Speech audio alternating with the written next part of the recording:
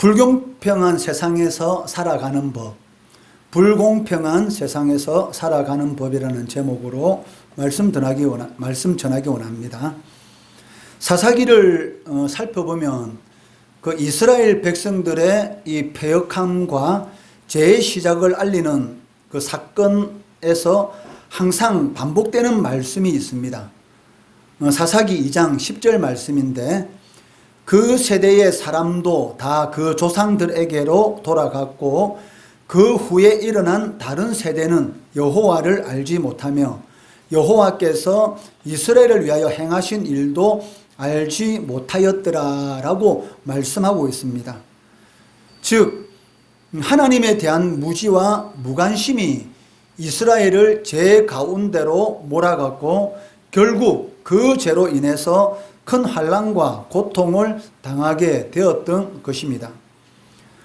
그래서 모세는 지속적으로 이스라엘 백성들에게 내가 내게 명하는 이 말씀을 너는 마음에 새기라라고 권면하였던 것입니다. 오늘 본문 13절 말씀에서 욥은 광명을 배반한 사람들에 대해서 말을 하고 있습니다. 13절에 보시면 또 광명을 배반하는 사람들은 이러하니 그들은 그 도리를 알지 못하며 그 길에 머물지 아니하는 자라라고 말씀합니다. 여기 광명이라는 말은 그 히브리어로 오르라는 이 단어를 사용하고 있는데, 이 단어는 빛이다라는 의미를 가지고 있습니다. 그 성경에서 빛은 그 하나님을 가리키는 비유적인 표현으로 자주 사용되고 있습니다.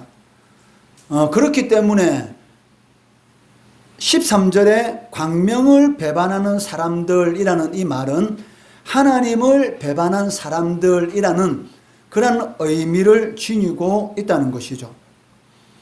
그리고 욥은 이러한 사람들에 대해서 광명의 길을 알지 못하는 자들이다라고 말을 하고 있습니다.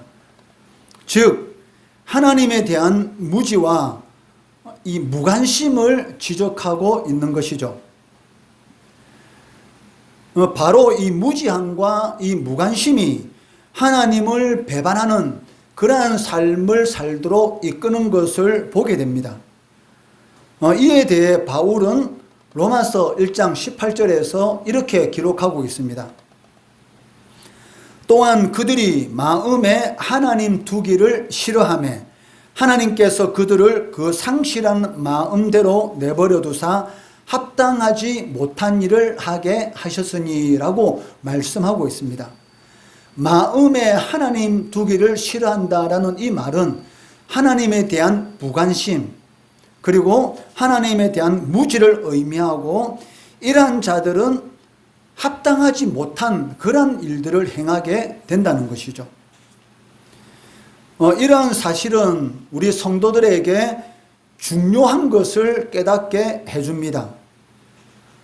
그것은 하나님의 말씀에 불순종하는 것만큼이나 하나님의 뜻을 알지 못하고 깨닫지 못하는 것 또한 큰 죄다라는 것을 우리들에게 알려주고 있다는 것이죠. 아마 여러분들 중에는 알지 못하는 것이 무슨 그렇게 큰 죄입니까? 라고 생각할 수도 있을 것입니다. 그렇지만 하나님께서 분명히 우리들에게 하나님의 백성들이 살아갈 길을 이 성경을 통해서 말씀해 주셨습니다. 그런데도 불구하고 하나님의 뜻에 대해서 관심조차 두지 않고 살아가기가 일수라는 것이죠.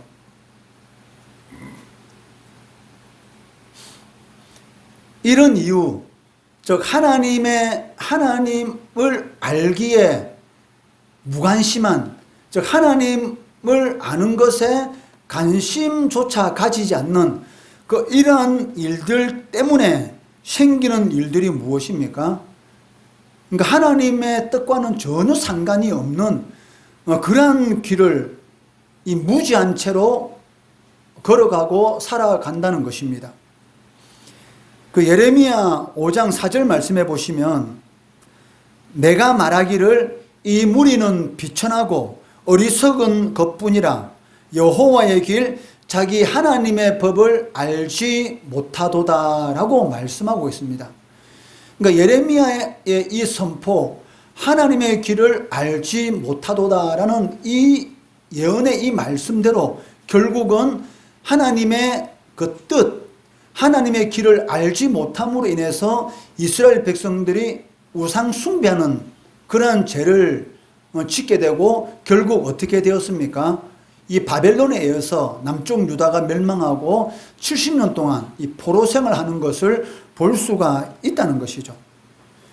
그러니까 이처럼 그 하나님의 길을 알지 못하는 무지한 삶, 하나님의 뜻에 관해서 무관심한 삶은 결국 이 비천한 삶, 그리고 어리석은 삶으로 이어질 수밖에 없다는 것입니다.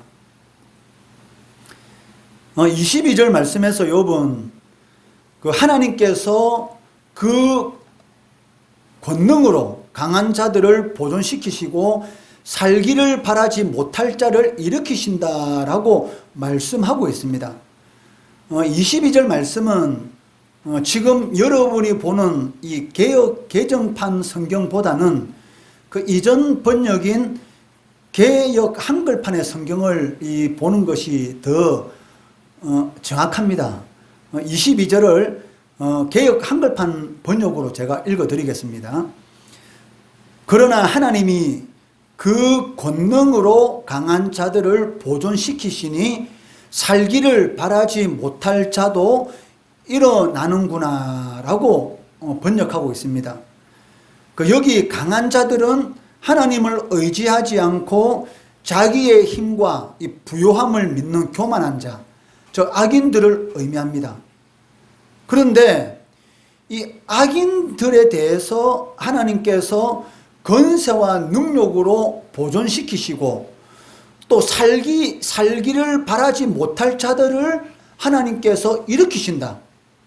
저 악한 죄를 많이 지어서 도저히 살 희망까지 없어진 악인들도 하나님께서 일으키신다라고 욥은 말을 하고 있습니다. 그 악인들의 행위에 대해서 14절에서 16절에 잘 표현해 놓고 있습니다. 14절, 16절 말씀해 보시면 사람을 죽이는 자는 밝을 때에 일어나서 학대받는 자나 가난한 자를 죽이고 밤에는 도둑같이 간음하는 자의 눈은 저물기를 바라며 아무 눈도 나를 보지 못하리라 하고 얼굴을 가리며 어둠을 틈타 집을 뚫는 자는 낮에는 잠그고 있으므로 광명을 알지 못하나니. 즉 살인하는 자, 간음하는 자, 도둑질하는 자, 이러한 악을 행하는 자들에 대해서 지금 욥은 이렇게 말을 하고 있다는 것이죠. 그런데 욥은 이러한 악인들도 하나님의 특별하신 섭리에 의해서 이 세상에서 즉시 멸망하지 않고 그 생명이 유지되고 있다라고 말을 하고 있습니다. 심지어는 이러한 악인들이 형통하게 생명을 유지하도록 하나님께서 권능으로 그들을 보존시키시고 계시다라는 말까지 하고 있다는 것이죠.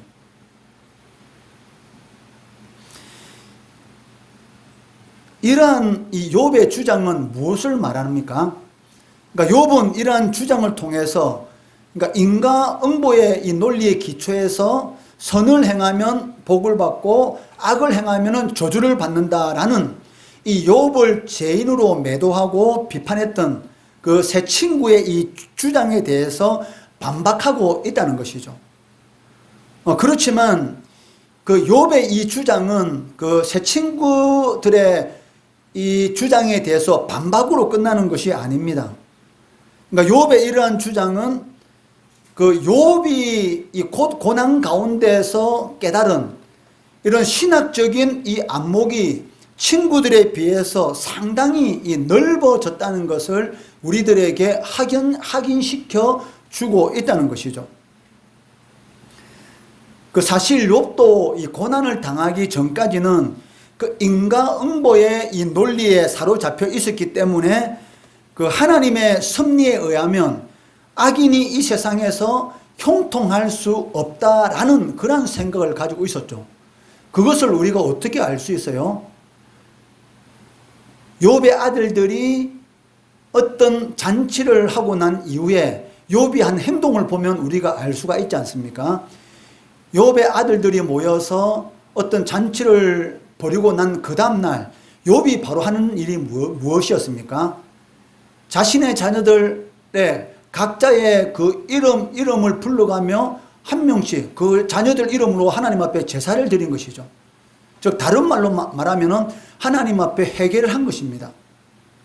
혹시 이런 잔치 가운데 자신의 아들들이 이 죄를 지었을까라는 그러한 마음으로 하나님 앞에 이 잔치 후에는 꼭 자녀들의 이름으로 이 제사를 지내는 것을 우리가 욥기를 통해서 볼 수가 있었습니다. 그러니까 욥도 이 고난 당하기 전까지만 하더라도 이 인과응보의 이 논리에 사로잡혀 있었다는 것을 알 수가 있습니다.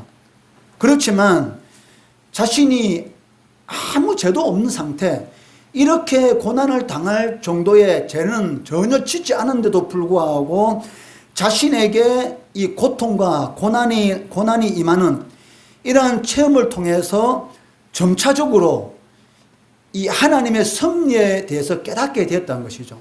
즉 무엇이냐면, 물론 선을 행하면 복을 받고 악을 행하면 화를 당한다는 것, 이것도 맞습니다. 그런데 이러한 하나님 섭리 외에 또 다른 하나님의 섭리가 있다는 것을 점차적으로 깨닫기 시작했던 것이죠.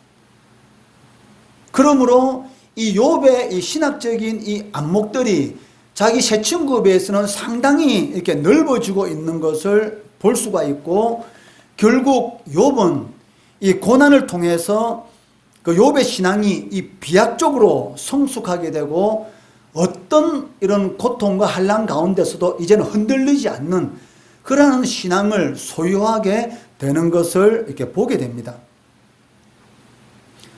결국 마지막에 가면 어떻게 됩니까? 욥은 자신의 의로움을 하나님 앞에 인정받게 되고 이전보다 갑절의 복을 누리는 것을 볼 수가 있는데, 욥기 42장 10절 말씀해 보시면, 욥이 그의 친구들을 위하여 기도할 때 여호와께서 욥의 공경을 돌이키시고 여호와께서 욥에게 이전 모든 소유보다 갑절이나 주신지다 라고 성경은 기록하고 있다는 것이죠.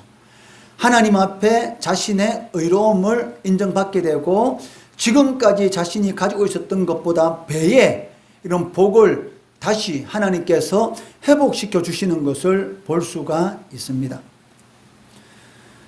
하나님께서 우리 신자들에게 허락하시는 이 고난은 두 종류가 있습니다.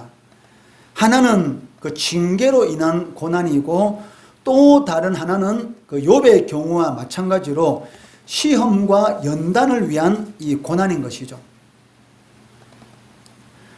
그렇지만 이 고난의 종류가 무엇이든지 간에, 즉 연단과 시험을 위한 고난이든지 아니면 징계를 위한 고난이든지 무엇이든지 간에 고난은 우리들에게 고통을 안겨줍니다. 연단과 시험으로 오는 고난도 우리가 고통스럽고 징계로 인한 고난도 우리는 고통스럽죠. 어떤 경우에도 그 고통의 강도가, 그러니까 어떤 경우에는 너무나 그 고난이 심해서 욥과 같이 죽음을 갈망할 정도의 고난이 우리에게 임할 수도 있다는 것이죠. 이럴 때 많은 사람들이 이러한 고난에 대해서 무의미한 것으로 받아들이기도 합니다. 그러나 사실은 그렇지가 않다는 것이죠. 하나님께서 우리에게 이 허락하신 이 고난은 그것이 어떤 종류의 것이든지 간에 궁극적으로는 우리에게 유익을 가져다 준다는 것입니다. 그것이 징계로 온 고난이든지 아니면 시험과 연단으로 인한 고난이든지 어떤 고난이든지 간에 하나님의 허락하심 안에서 일어나는 것이기 때문에 그러한 고난들은 우리에게 반드시 유익을 가져다 준다는 것이죠. 결국은 우리의 신앙을 성숙하게 만들고 하나님이 예비하신 영원한 복을 누리게 한다는 것입니다. 히브리서 12장 11절 말씀 같이 읽어볼게요. 시작. 무릇 징계가 당시에는 즐거워 보이지 않고 슬퍼 보이나 후에 그로 말미암아 연단받은 자들은 의와 평강의 열매를 맺느니라. 아멘. 그 고난이 징계로 온 고난이든 시험과 연단으로 인한 고난이든 어떤 고난이든지 간에 그러한 고난은 우리들에게 의와 평강의 열매를 맺게 한다라고 말씀하고 있습니다. 그렇기 때문에 신자라면 혹 죄로 인하여서든지 아니면 우리가 알 수 없는 하나님의 섭리 때문이든지 고난이 임할 때 그것을 무의미하고 고통스러운 것으로만 여기면 안 된다는 것이죠.